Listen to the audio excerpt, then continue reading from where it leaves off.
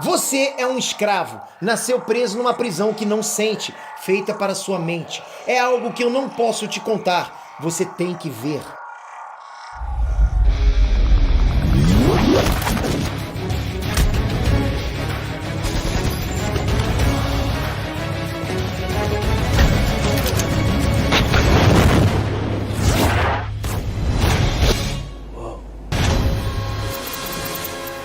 Galera, faz 20 anos que Matrix estreou nos cinemas.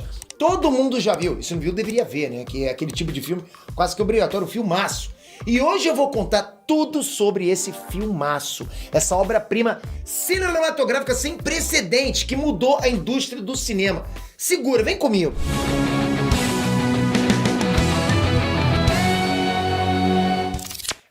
Trunks, Peter aqui. Matrix foi criado e dirigido pelas irmãs Wachowski, já ouviu falar? Estreou no Brasil em 15 de maio de 1999, 2 meses depois de chegar nos cinemas americanos. Então teve um gapzinho aí.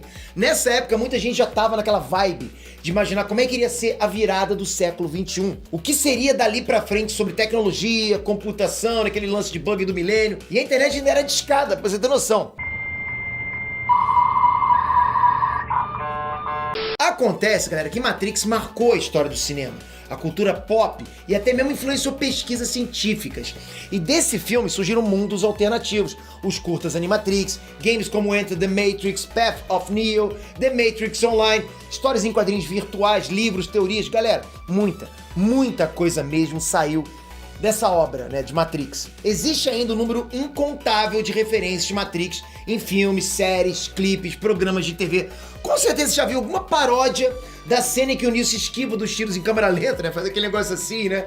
Ou saltos congelados, e aquele vai e vem das câmeras reposicionando a imagem. E até mesmo aquela cena clássica da escolha das pílulas vermelha e azul. Virou meme há um tempo atrás aquilo. Então assim, independente de qualquer coisa, você já esbarrou com alguma referência de Matrix aí na sua vida, nas suas navegações online aí. Além de que, galera, esse filme foi um divisor de águas, né? E marcou de fato o estrelato do Keanu Reeves, que é hoje o grande queridinho da internet. Todo mundo gosta dele, né? Até ali atrás. Ó. Mas, galera, eu tenho que falar. Se vocês repararem bem, o ponto de partida para se montar essa história não foi nenhuma novidade. Pensa bem, Matrix não passa de uma história de inteligência artificial que se desenvolve a ponto de criar uma guerra contra os humanos.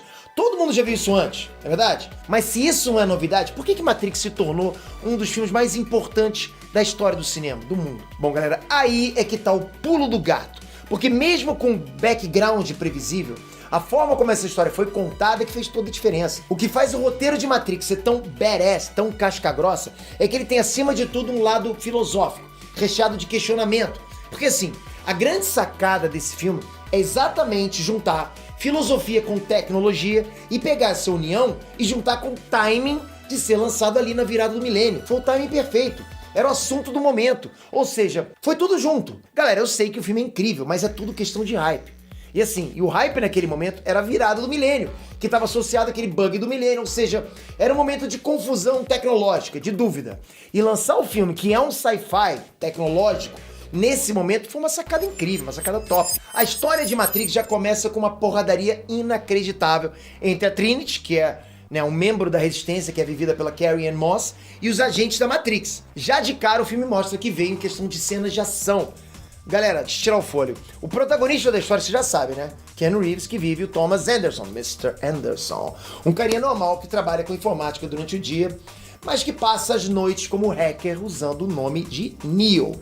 Ele é o alvo procurado pela Resistência e, consequentemente, pelos agentes da Matrix. E aí a gente conhece Morpheus, personagem do Lawrence Fishburne, que é o líder dos humanos resistentes. E a gente começa a entender toda essa loucura de Matrix e realidade simulada junto com o Neo, na clássica cena dos comprimidos azul e vermelho. Porque assim, se o Neo escolhesse o comprimido azul, tomar o comprimido azul, ele iria acordar em casa e pensar que tudo foi um sonho. Fim do filme, né? Fala sério, né? Não teria a menor graça. Mas ele escolhe, claro, o comprimido vermelho, que daria a ele todo o conhecimento da verdade. E ele não iria poder voltar atrás. Daí eu me pergunto, jovem mancebo, nessa situação da vida ser uma grande ilusão, tipo um sonho, digamos assim, qual eu escolheria? Qual você, cara amigo neto, escolheria? A pílula azul ou a pílula vermelha? Você queria continuar no teu sonho, nessa vida simulada, digamos assim?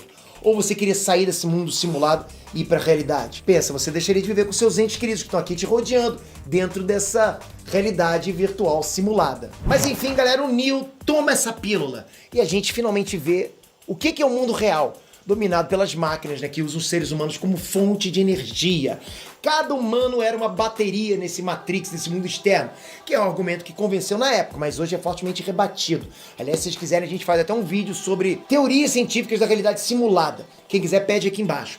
Então, galera, sabendo disso tudo, claro que o Neo vai comprar a causa, vai vestir a camisa dos rebeldes, da resistência, e vai colaborar para bater de frente com o sistema e libertar a humanidade da escravidão pelas máquinas. Concorda? Todo mundo dentro de casulos funcionando como baterias? Não, eu não quero isso. E eu, pessoalmente, adoro essa parte que vem em seguida. O tanque, que é um dos tripulantes da nave, mostra que é possível ligar a mente do Neo a alguns programas e simulações e instala novas habilidades nele. Tipo, você pensa numa habilidade nova e você vai ter essa habilidade.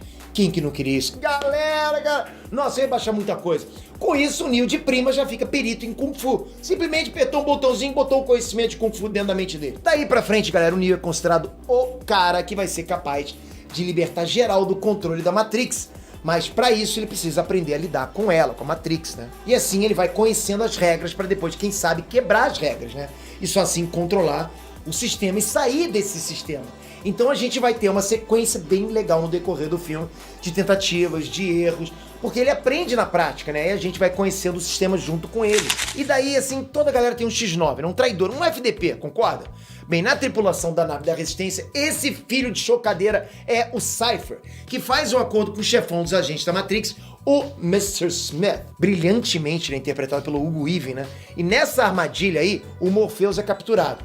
Daí o filme se encaminha, né, pro clímax, pro auge dele, que é quando a Trinity e o Neo vão estrelar as melhores cenas de ação de Matrix e, quiçá, algumas das melhores cenas de ação da história do cinema, com todos aqueles efeitos especiais que tornaram o filme um ícone. E para contar toda essa história de um modo totalmente dominado, sem liberdade, em que o Neo e os rebeldes vão enfrentar, foi preciso, galera, muita tecnologia. E o mais legal é que nem tudo estava disponível naquela época. Então foi preciso o quê? Ser criado. Criaram a tecnologia para fazer o filme Matrix. Daí a execução do famoso efeito Bullet Time, que nada mais é que um jogo de câmeras que as diretoras exigiram que fosse feito. E falando num bom português, tudo não passou de uma enorme gambiarra muito bem executado, porque assim, nenhum novo aparelho tecnológico foi desenvolvido, e sim arranjaram um jeitinho criativo de capturar as imagens. Por isso que eu falo, os efeitos especiais não tinham sido criados, mas foram feitos com o que tinha na época, e foi uma ideia genial.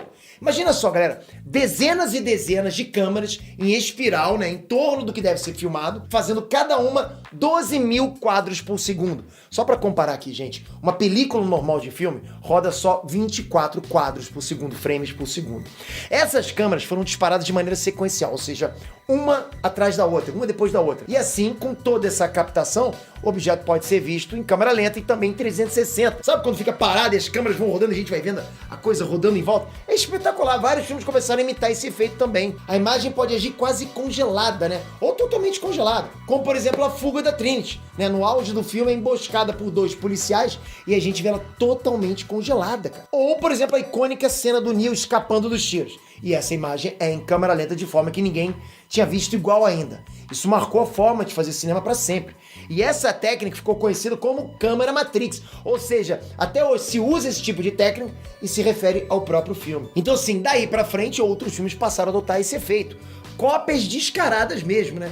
Tipo, que maneiro, também vou usar. Mas ninguém até hoje vê esse tipo de efeito sem lembrar de Matrix. Fato, não tem como. E assim, pessoal, por explorar muitos ângulos possíveis e inimagináveis e a alternância de várias velocidades, o filme ganhou uma dinâmica muito inovadora, né? Se você parar pra pensar, tem muito disso nas animações, principalmente nos animes de super velocidade de luta e tal. Mas em filme com atores de verdade, realmente Matrix foi pioneiro. E a fotografia? O visual incrível do filme. Se vocês notarem, todas as cenas que acontecem no mundo dos computadores da Matrix estão em tons de verde, né? E no mundo real é tudo mais azulado, ou seja, verde no computador e azul no mundo real, sem contar os cenários, né? Porque assim, os cenários foram pensados nos mínimos detalhes.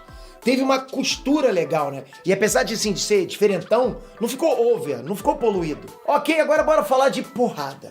As cenas de ação, galera, as cenas de luta são outro ponto altíssimo no filme.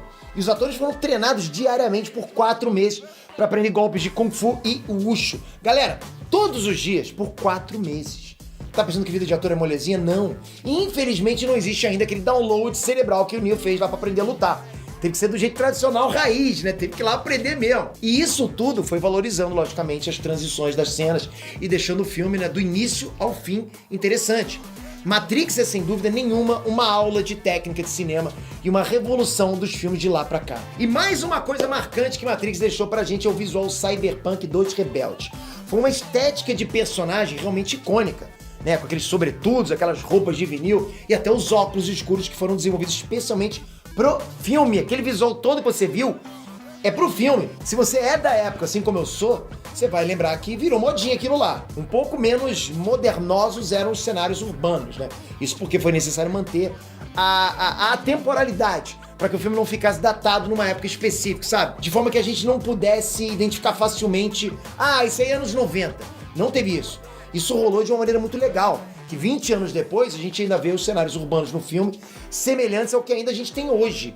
Mas, por outro lado, nem tudo é possível de se manter, lógico. Como os computadores, os celulares. Nesses detalhes não teve jeito. A gente olha e, pô, já sabe a época. E assim, senhoras e senhores, foi que a história do cinema, as técnicas audiovisuais, a cultura pop, a ciência e o mundo inteiro foram marcados por um filme. Matrix é sim um divisor de águas. E você, meu caro amigo nerd, é fã de Matrix? Você quer ver mais análise de filmes antigos aqui? Conta pra mim aqui embaixo, comentem, coloca, Peter, analisa esse filme aqui, o que ele representou para a história do cinema, como é que foi a história do filme em si. Cara, é muito bacana trazer isso pra vocês aqui, pra mim é um prazer incrível, cara, porque a gente discute, a gente comenta, eu vejo seus comentários.